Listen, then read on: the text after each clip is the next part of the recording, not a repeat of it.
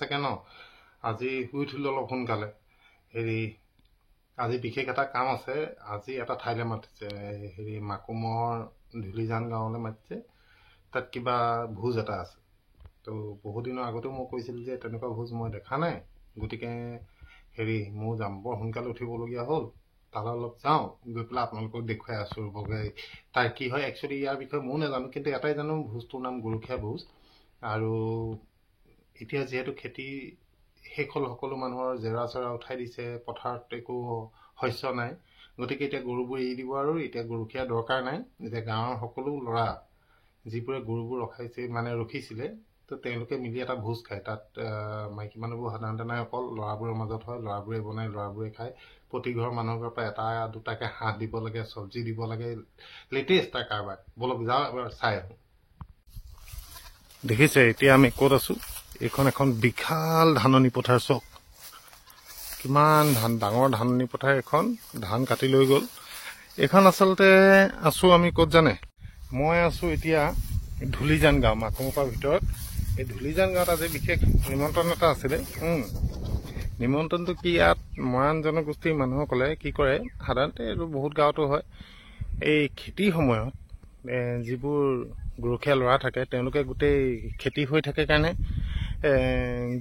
গৰুবোৰ চৰাই এতিয়া খেতি চেতি কটা শেষ হ'ল জেৰা চেৰা চবেই উঠাই দিলে আজিৰ পৰা তেওঁলোকে আৰু গৰু নচৰাই সকলো মানুহ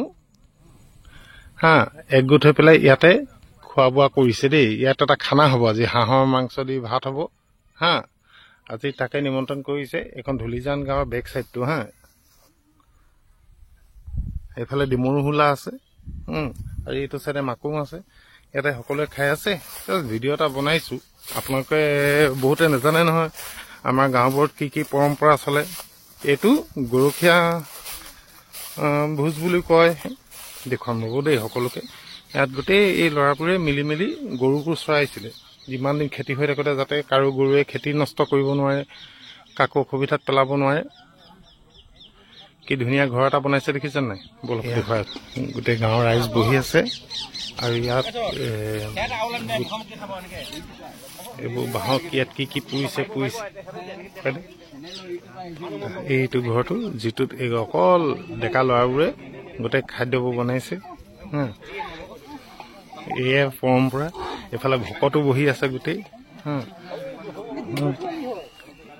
এইটো বিৰাট ফূৰ্তিৰ দিন আৰু আজি ইয়াত একেলগে 3টা জেগাত হৈছে ধুলিজানৰ এইফালে হৈছে সিটো চাইডেও হৈছে আজি 3 জেগাত হৈছে ন 3 জেগাত একেলগে হৈছে ন আজি 3 জেগাত হৈছে সকলোৱে খাব এতিয়া সেই ঘৰটোৰ ভিতৰতে কিমান ধুনীয়াকৈ বনাইছে দেখিছে বাঁহৰ বনাইছে ওপৰত গছৰ পাত চাত দিছে তাতে ভিতৰতে খোৱা চোৱা বনাইছে মই এবাৰ ভকতসকলকো মই দেখুৱাই দিওঁ এই চুঙাবোৰত কি আছে বাইদেউ চাহপানী বঢ়িয়া চক চাহপানী বনোৱা ষ্টাইল দেখিছে এইফালে গুড় আছে চাহপাত আছে দেখিছে আমাৰ গাঁৱত কিমান ধুনীয়াকৈ চাহপানী বনাই কাৰ খাবলৈ মন গৈছে কওক এবাৰ মই লৈ আহিম ইয়ালৈ আকৌ আমি বনাই খুৱাম এইফালে এই ঘৰটোৰ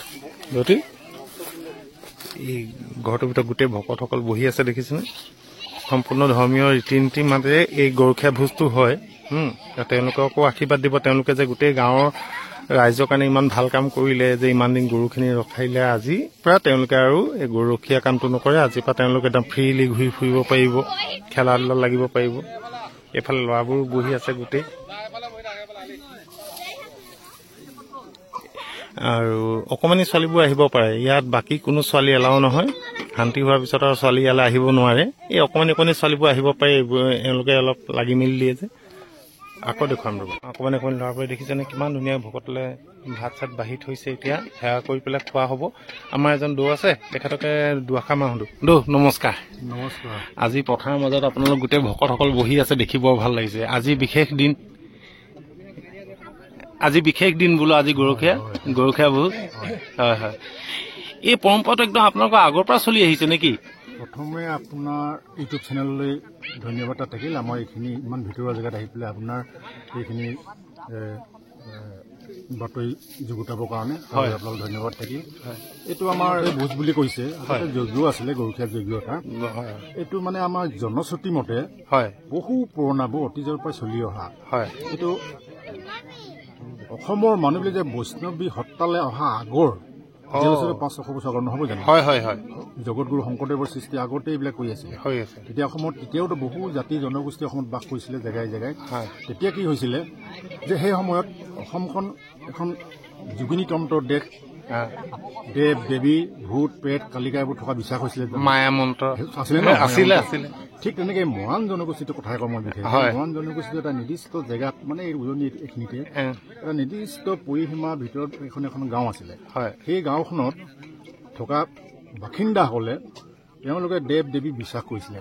আৰু মানুহে অকল জীৱিকা নিৰ্বাহ বাস কৰা নাছিলে, লগতে হাতী আছিলে, মহ আছিলে, গৰু আছিলে, অন্যান্যবোৰ আছিলেতো। তো আমাৰ জনশ্ৰুতি মতে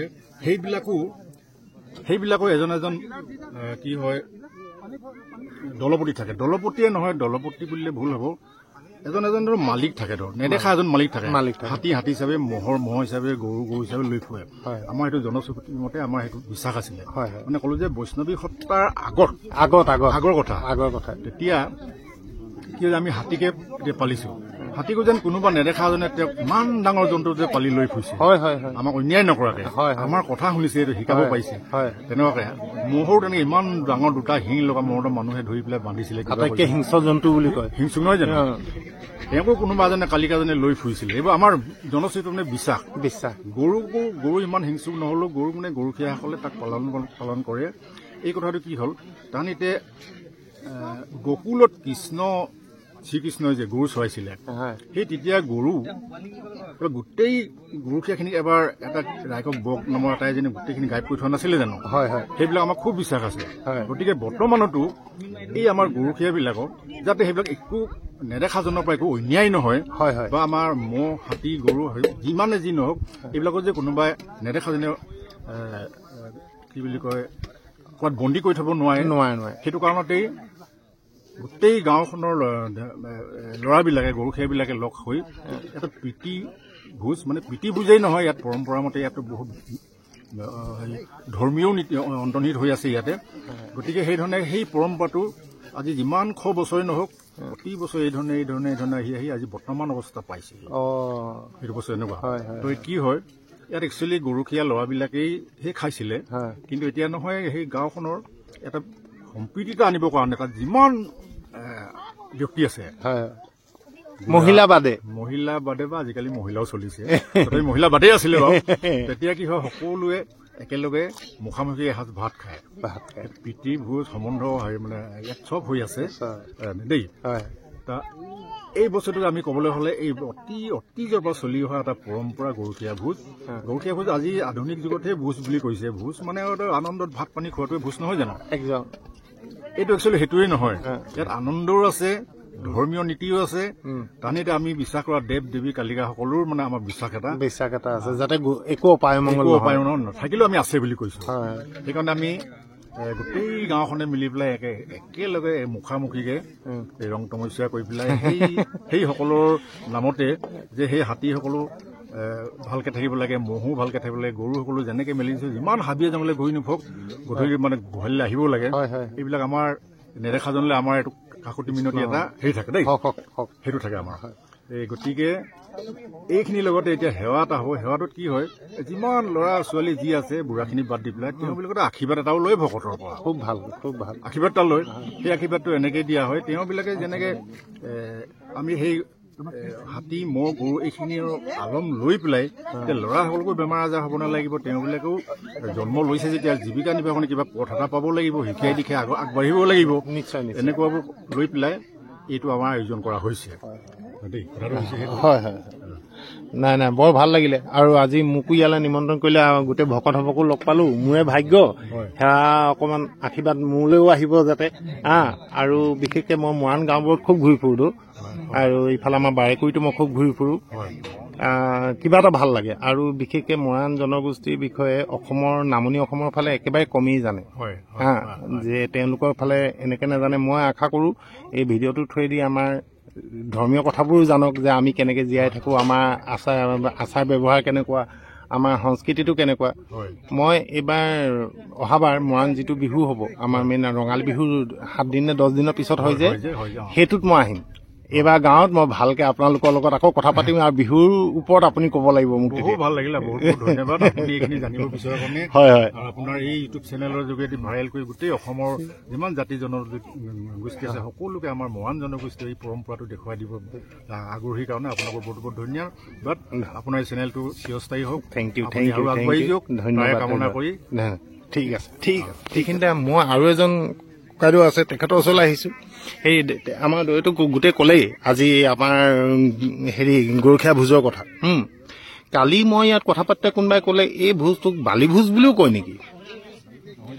এইটো বালি ভোজ নকয় ন?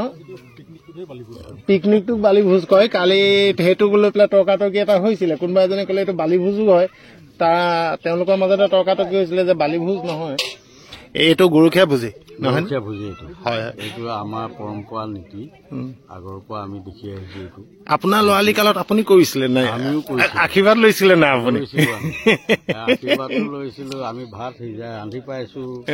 এনেকুৱাকে তেতিয়া দিনত বেছিয়ে আমাৰ ফূৰ্তি আছিলে, বেছি আছিলে। আমি একদম 10-15 জন ৰান্ধনি হৈ এইখন পথাৰতেই গোটেই গাঁৱৰ মানুহবোৰক একতা বান্ধোনেৰে এখন খোলাওতে আমি কামটো কৰিছিলো। এতিয়া কিন্তু অলপমান এটা অসুবিধা হৈ এতিয়া ভাগ হ'ল। ভাগ হৈছে, মই 3 ভাগ হৈছে বুলি শুনিছো। বেছি হৈছে, মানুহৰ সংখ্যা কণ্ট্ৰল কৰিব নোৱাৰা হৈছে, সেইটো কাৰণে অলপ ভাগ হ'ল। ইয়াত মাজতে মাতিলো, ইয়াত মহিলাৰ অহাটো নিষেধ আছে নহয় জানো? নিষেধ বুলি নহয়, আহিছে, আমাৰ মহিলাও আহিব। তাকে আৰু আমি নিষেধ বুলি তেনেকে ডাইৰেক্ট মানে বাধা নাই ন? ইচ্ছা হলে আহিব পাৰে। হয়। কিন্তু বৰ ভাল লাগিলে আপোনালোকৰ গাঁৱৰ এই পৰিৱেশটো দেখি। মই আজিলৈকে এনেকুৱা দেখা নাছিলো।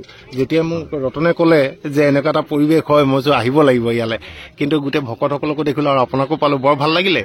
মই আৰু অকমান চাওঁ বস্তুবোৰ আৰু ডেকা ল'ৰাবোৰৰ লগতো কথা পাতো দেই। আহি আছো ৰ'ব। মোৰ ভাইটি ৰূপান্তৰ আছে ইয়াতে। বান্দৰ ক'ৰ পৰা ওলালা? হয়, আহিলো গাঁৱত মজা। শুনা, মই একদম এতিয়াতো ভকতৰ পৰা মই সুধিলো গৰখীয়া ভোজৰ তাৎপৰ্যৰ বিষয়ে ক'লে তেওঁলোকে। এতিয়া তুমি তোমাৰ ফালৰ পৰা কি ক'বা? এই ভোজটোৰ বিষয়ে কেনেকুৱা লাগে? এই ভোজটো যিদিনা হ'ব বুলি তোমালোকে গম পোৱা, মনটো কেনেকুৱা লাগে? আমাৰ মানে আগৰ পৰা এটা পৰম্পৰা চলি আহিছে, ইয়াৰ প্ৰতি মানে আমাৰ বিশেষ টান এটা আছে। মই তিনিচুকীয়াৰ পৰা এতিয়া হয়, একদম মনটো আমাৰ এনে বিহু অহাৰ আগে যেনেকুৱা লাগে, এতিয়া তোমালোকৰ এইটোতো এনেকুৱাই লাগে নহয়? আৰু গোটেই গাঁৱৰ মানুহখিনি লগ হয়, তাতকে আৰু ডাঙৰ কথা কি হ'ব পাৰে? কিন্তু আজি ময়ো আহিলো, মোৰ ভাল লাগিছে। এনেকুৱা এটা পৰিৱেশন মই নিজকে যে এটা অংগ হিচাপে আহিব পাৰিছো, সঁচাকে ভাল লাগিছে। আৰু বিশেষকে আমাৰ মৰাণ মানুহসকলৰ কলা সংস্কৃতিটো অসমৰ সকলোৱে জানিব লাগে। এইবোৰ কথা আচলতে মই তিনিচুকীয়াত থাকো, মই দেখা নাছিলো আজিলৈকে। আমাৰ খোলা যিটো হয়, কাজ খোলা, সেইটো মই দেখুৱাম বুলি ভাবিছো। সেইটো খুব কমেই মানুহে জানে, ভাবিবও নোৱাৰে যে কাজ খোলা চিষ্টেমটো কিমান চাইণ্টিফিক আৰু কিমান মানুহৰ সহায় হয়। সেই কথাটো মই এবাৰ এখন গাঁৱতে যদি হয়, মই এবাৰ আহিম, আহি সেই খোলাৰ ব্যৱস্থাৰ বিষয়ে মই জনাম। তাকেতো খোলাবিলাক এতিয়া তাত দুখীয়া মানুহ, ধনী মানুহৰ কোনো বাছ বিচাৰ নাথাকে, কিমান ধুনীয়াকে হৈ যায়। এখন বিশাল পথাৰত গোটেই লাইট দি, চিষ্টেমেই বেলেগ তাৰ। ঠিক আছে বান্দৰ, থেংক ইউ। এইখিনি ন, এই ঠাইখিনি দেখিছেনে? এই আমাৰ এজন ডেকা, তেখেতৰ ভৰি এই দাগখিনি দেখিছে? এই দাগখিনিত একদম আৰ্মিয়ে 0 পইণ্টৰ পৰা গুলি মাৰিছে, একদম ওচৰৰ পৰা তেখেতক গুলি মাৰিছিলে। গাঁৱৰ এইখিনি এই বাহনীজোপাৰ ওচৰতে হয়নে? একদম ৰখাই লৈ পেলাই তেখেতক গুলি মাৰিছিলে। কিন্তু মানুহজন আজীৱন অকণমান লেঙেৰাৰ নিচিনা হ'ল মানুহজন। কি ক'ব আজি গৰখীয়া ভোজৰ দিনা?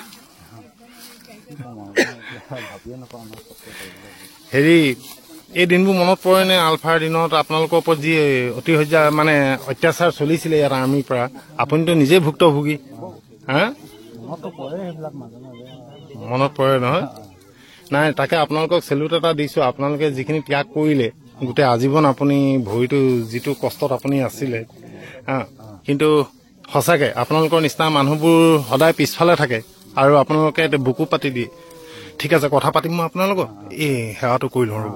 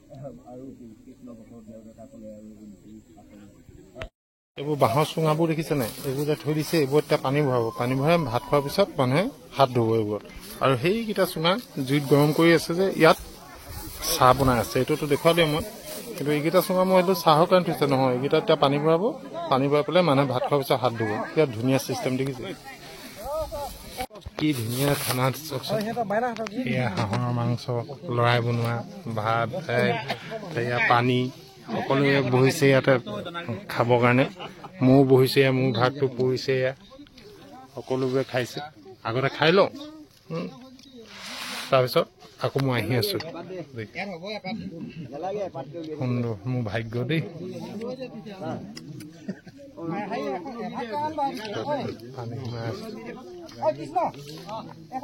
আমাৰ খোৱা বোৱা হ'ল এতিয়া ভকতসকল বহিছে লাষ্ট হয় এটা ল'ব আৰু মই লাহেকৈ ওলাম আৰু এতিয়া বাকীখিনি ইয়াত যি কথা শিকিলোঁ যি কথা জানিলোঁ সেইখিনি পিছত আপোনালোকৰ লগত মই আকৌ শ্বেয়াৰ কৰিম মইতো সকলোকে মাত লগালোঁ মই লাহেকৈ ওলাইছোঁ আৰু দেই কৃষ্ণ আহিম সকলোৱে খাই বৈ উঠিলে আৰু গোটেই ল'ৰাবোৰে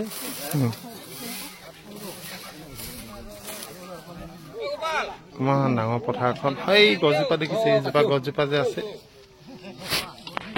এইজোপা গছ ইয়াতে বিহু হয় ইয়াৰ গাঁৱৰ গছতলৰ বিহু ৰঙালী বিহু চব তাতে কৰে অহাবাৰ এই ভোজটো তালৈ লৈ যাম বুলি কৈছে ঠিক আছে অলপ অকণমান আগলৈ যাওঁ আহি গ'লোঁ মই তাৰ পৰা আহি শুলো মেলিলোঁ ভাগৰ লাগি গ'ল দিনটো তাত থাকি তাৰ পৰা আকৌ নিমন্ত্ৰণ কৰিলে শিক্ষক এজনৰ ঘৰলৈ তাতো গৈ বহিলোঁ বহুত ল'ৰা ছোৱালী আছিলে গাঁৱতে ধুলিজান গাঁৱতে আপোনালোকে ইয়াৰ পৰা দেখিলে গোটেই বস্তুখিনি আচৰিত গাঁও সেই গাঁওখনত আলফাৰ দিনত খুব অত্যাচাৰ হৈছিলে মানুহে তামোল গছৰ ওপৰত পাতত শুই থাকেগৈ গৈ বহুত কাহিনী ক'লে মোক সেইবোৰ কাহিনী কোনোবা দিন মই আকৌ নেক্সট যেতিয়া মই তাত ভিডিঅ' বনাম আপোনালোকক ক'ম তামোল গছৰ পাতত থাকে নাৰিকল গছৰ ওপৰত শুই থাকে মানুহবোৰে তাৰপিছত ৰাতি হ'লে একেলগে থাকে মানুহবোৰ আৰু সেই গাঁওখন যিখিনি গাঁও সেই গাঁৱৰ মানুহখিনিয়ে আৰ্মিৰ সময়ত তাত একদম অপেন চবৰ আগত গুলিয়াই মাৰি দিছিলে আলফা সজাই পেলাই বহুত ল'ৰাক তাৰে কিছুমান ল'ৰা এতিয়াও পংগু হৈ আছে এজনক লগ পালোঁ আজি